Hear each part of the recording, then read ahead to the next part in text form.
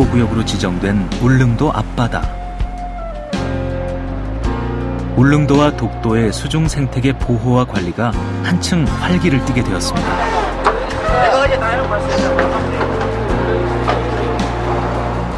여명 속에서 출항하는 독도 탐사대. 망망대해에서 바라본 독도. 손톱처럼 작아 보이지만 눈에 보이는 게 전부는 아닙니다. 우리가 지금 해오고 있는 11개 포인트들이 되게 이렇게 찍혀 있는데, 올해는 우리가 안 가봤던 데를 이제 수중 암초, 그러니까 수중산이라고 해서 수중산을 하나씩 지금 찾아가지고 어제부터 찾고 있는데 2군데 지금 찾았다 그러니까 오늘 우리가 아는 데로 갑시다. 여기 큰 가재바위에서 북쪽, 바깥쪽이 정도. 네? 무리하지 말고. 오케이. 위치가 정해지면 바로 탐사 준비가 시작되는데요. 독도 생태지도 제작을 위한 정밀 탐사가 바닷속에서 이루어지게 됩니다. 이제 저희들이 2008년도부터 이제 독도 수중 생태 지도 작업을 했는데, 그 이제 어느 정도 완성이 된 겁니다. 그러니까 큰 가재바위나, 그다음에 혹돌물, 그다음에 여기 독립문바위, 해저바위, 이것들은 다 90년대부터 우리가 장기적으로 모니터링 해 오던 장소입니다.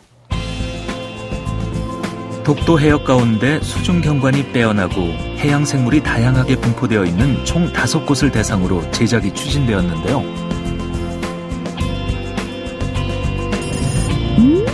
서도 북동쪽에 있는 큰 가재바위, 가재라 불리던 독도 바다 사자가 모여 살던 곳이 바로 이 바위입니다.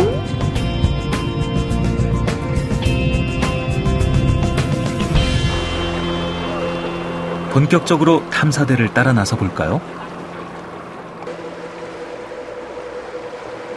우리가 볼 수 있는 부분은 작지만 독도는 물속에 잠긴 부분이 아주 큰 섬입니다. 드디어 큰 가재바위가 점점 가까워지는데요.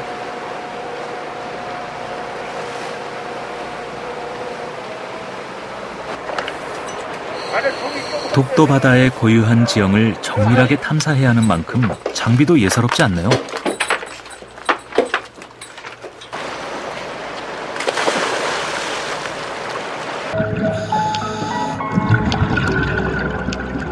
독도 탐사대원들은 수중 탐사를 통해 확인된 해조류나 어족, 서식지 등을 일일이 기록하는 작업을 하죠.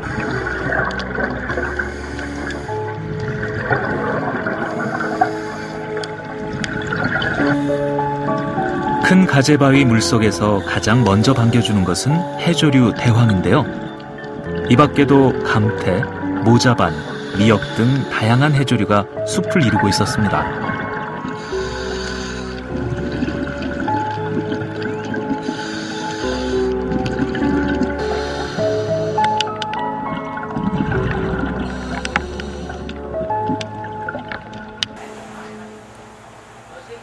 수중 탐사가 끝나면 정밀 탐사를 통해 확인된 해조류와 어족, 서식지에 관한 정보를 바로바로 기록해 놓는데요. 이렇게 조사된 내용은 자료 표준화의 기본 토대가 됩니다.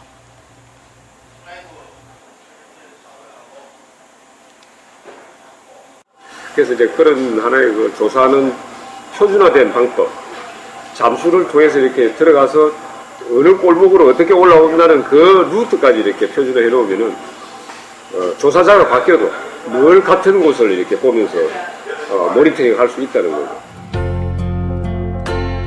장기간 체계적인 정밀 조사를 통해 수집된 자료는 독도 바닷속 지형과 종 다양성, 그리고 서식 분포까지 한눈에 볼 수 있게 해줍니다.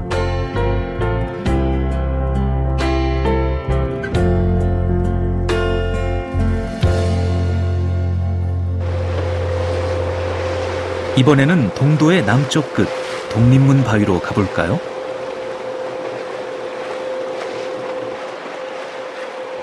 바위에 가까워질수록 선명하게 드러나는 한반도 지도. 정말 신기하죠? 오늘은 조류가 좀 세서 걱정인데요. 이 정도 두께는 잘 겁니다.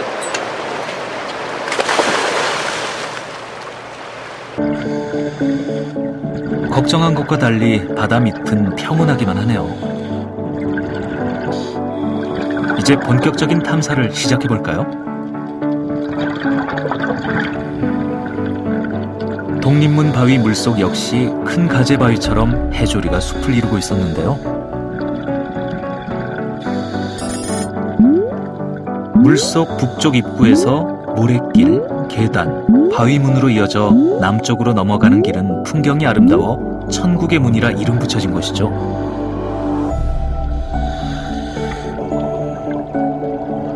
바닷물이 만나는 곳이니 다양한 물고기들이 모여들겠죠. 떼를 지어 다니는 이 녀석들은 자리돔입니다. 따뜻한 물에 사는 아열대 어종인 파랑돔도 눈에 띄네요. 이 녀석들은 놀래기입니다. 성게를 먹느라 바빠 보이네요. 파도가 없고 잔잔한 안쪽은 어린 물고기들 찾입니다. 정말 이 울릉도와 독도의 이 해역은 그 난류나 한류가 이렇게 쫙 만나는 곳입니다. 여름이 되면은 제주도에 있던 열대 어종들이 이렇게 올라와 있고요. 겨울이 되면은 또 우리나라에서는 차원물에 살아남는 놈들이 또 틀을 잡고 살거든요.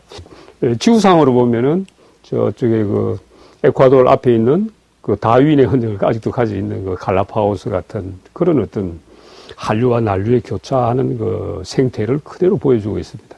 그래서 저는 우리나라의 그 울릉도 독도의 수중 생태를 한마디로 이렇게 표현하라고 그러면은 이 태평양 서쪽 편에 있는 갈라파고스가 아닌가. 태평양의 한가운데 고립된 섬 갈라파고스. 이곳에는 아직도 바다 사자들이 무리지어 서식하고 있고요. 갈라파고스에서 교차하는 4개의 한류와 난류는 다른 곳에서는 볼 수 없는 풍요로운 어장을 만들어냈죠.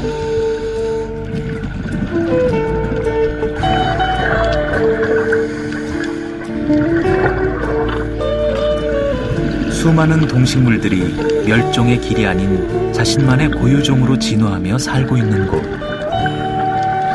그 해담 역시 바다에 있습니다. 바다의 주인이 인간만이 아님을 인지했다면 우리는 독도 바다 사자를 잃지 않았을지도 모릅니다.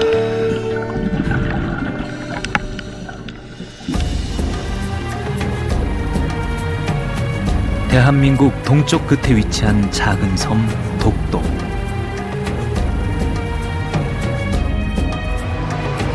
하지만 우리 눈에 보이는 두 봉우리가 전부는 아닙니다.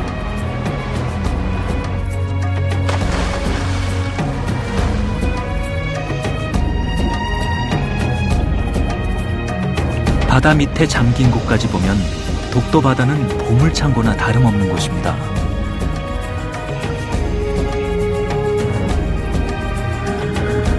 한때 바다 사자의 섬이었던 곳. 하지만 우리는 그들을 지켜주지 못했습니다.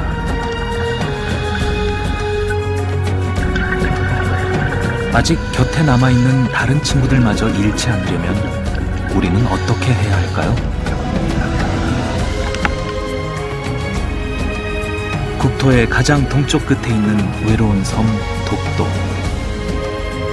그 섬에 울려 퍼지던 바다 사자들의 울음소리를 우리가 기억해야 하지 않을까요?